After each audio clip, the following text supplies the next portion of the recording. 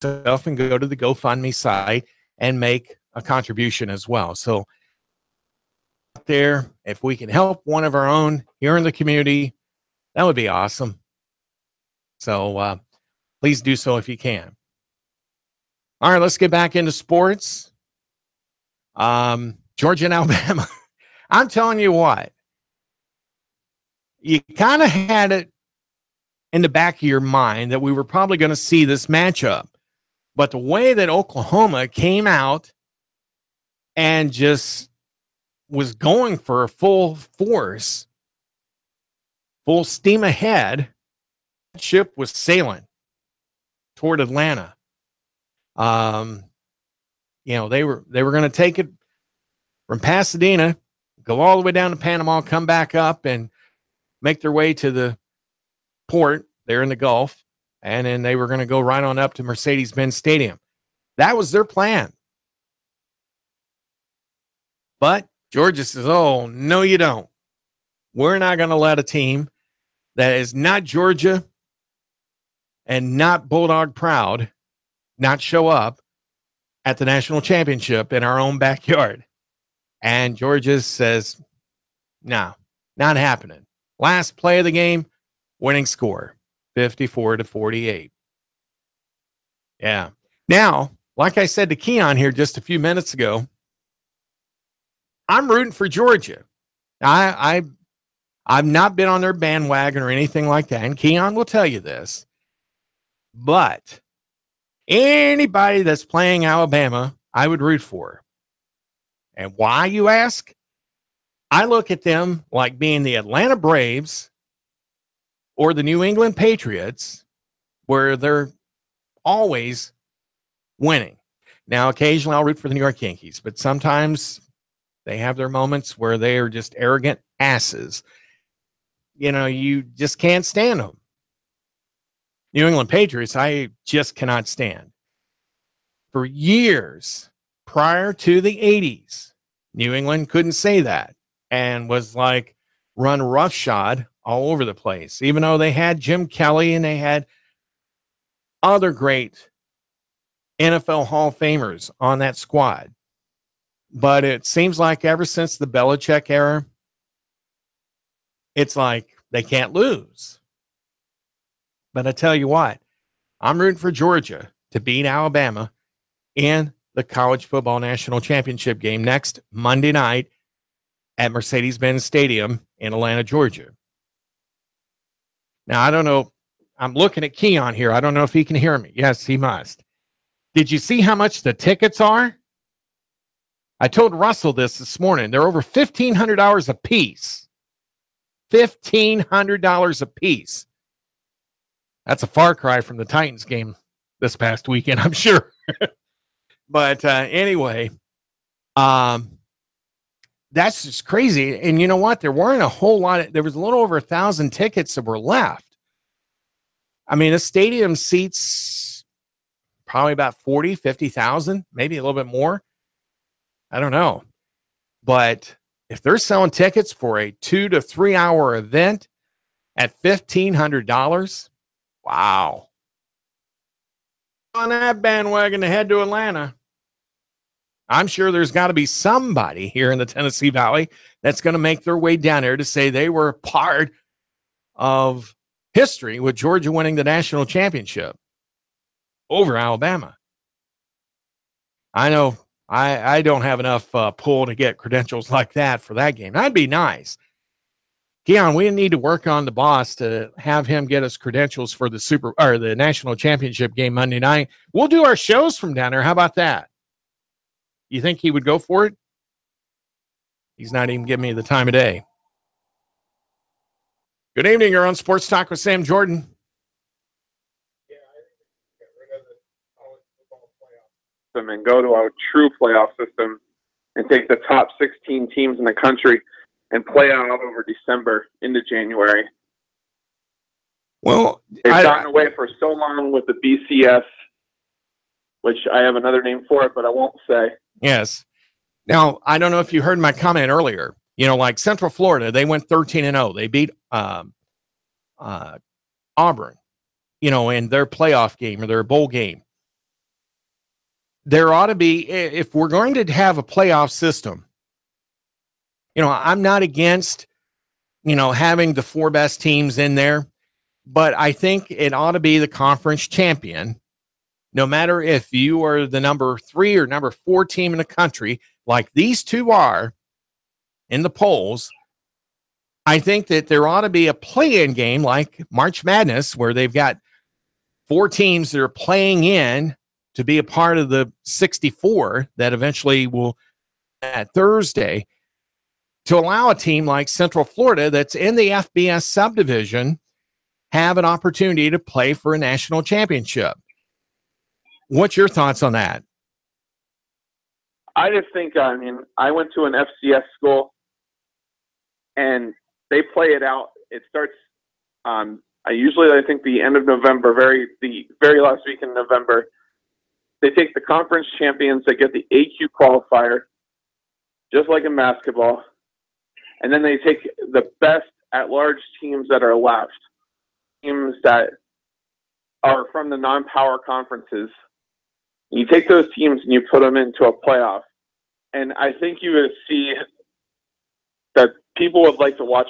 Not that they don't like to watch college football anymore, but this college football playoff is just a moneymaker for the BCS commit, for the organization that runs it. Bill Hancock makes a crap ton of money off of these playoffs every year TS was around. They need to go to where it benefits the schools, the players, instead of having this garbage of a 4-team system where they flip-flop like people change their clothes. Right. It's just irritating that teams like Penn State, Washington, teams like that only have one chance to play, and they didn't go anywhere from there. The team should have the opportunity to put the game on the line. If you get eliminated, that's your season.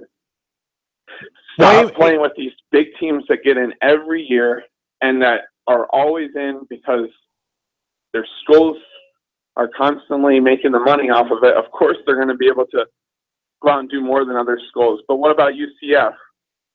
They finished the season. They were 0-12 last year, and they go 13-0. Yeah, they don't play all the teams that the bigger schools do, but let's see the teams that are the underdogs go in and have a chance, especially an undefeated team, not even having an opportunity at an at-large berth, not even in the top 5 of the college football playoff, in the top 5.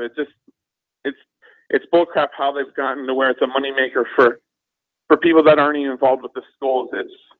It's sad. But caller, you got to look at it this way.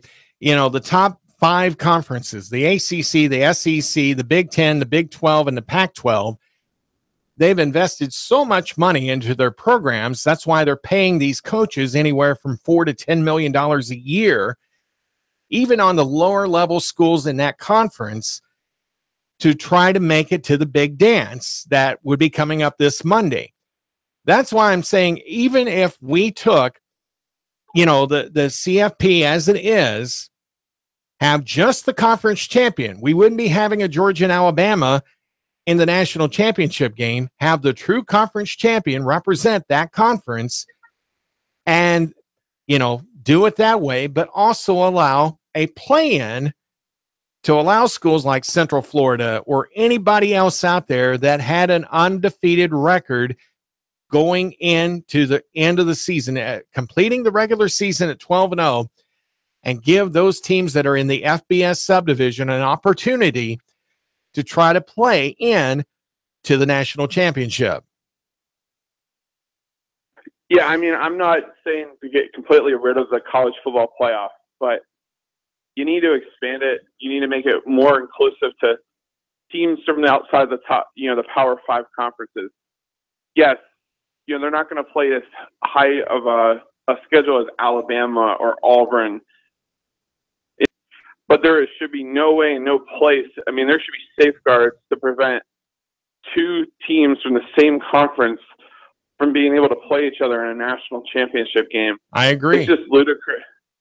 I agree totally. It's just like watching the SEC championship over again, and that's no fun. The third time.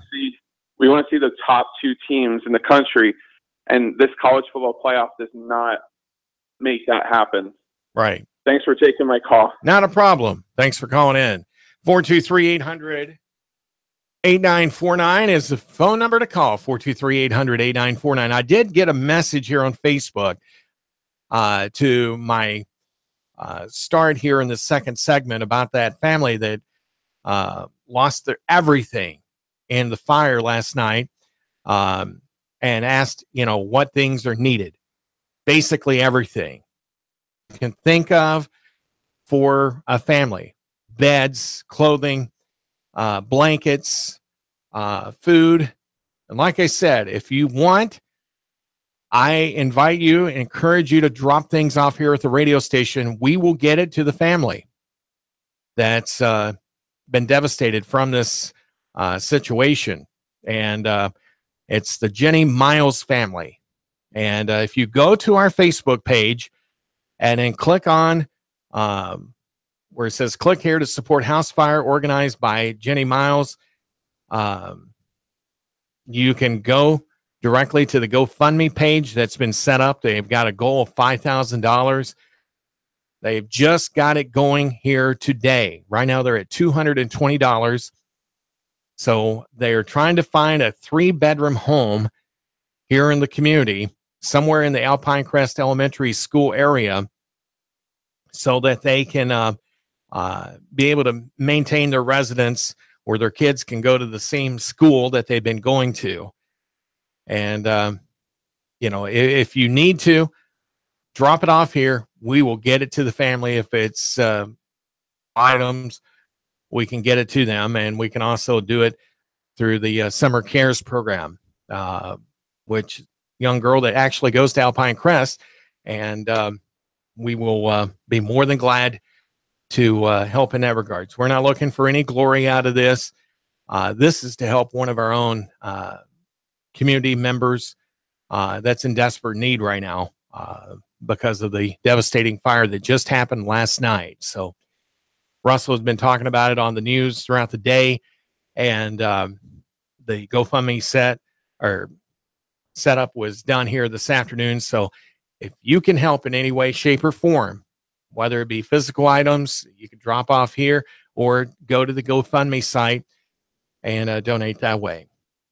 Okay, it is a Tuesday night, and while we got less than 3 minutes left, we want to remind you that the Chattanooga Mocs return to McKenzie Arena for 3 straight at home in the Southern Conference play, and starts this weekend with Western Carolina and East Tennessee State University visiting.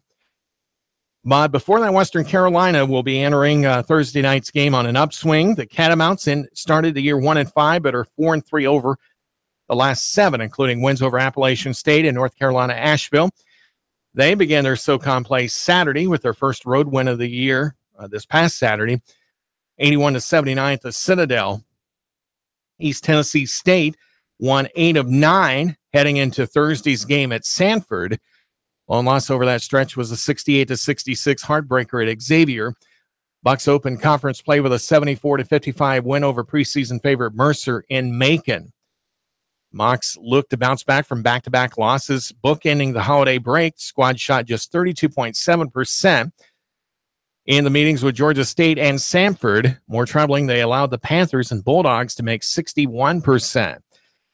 Catamounts and the Bucks are 2 of the Mocs' oldest rivals. It's the 90th meeting with Western Carolina and 83rd with East Tennessee State, which is in the top 5 in school history.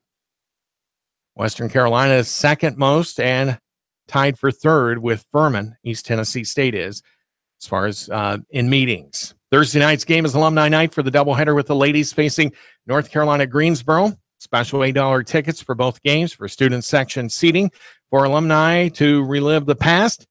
Free t-shirts for the first 100 alums buying the package. And you can call the Mocs ticket office at 423-425-5740 to order.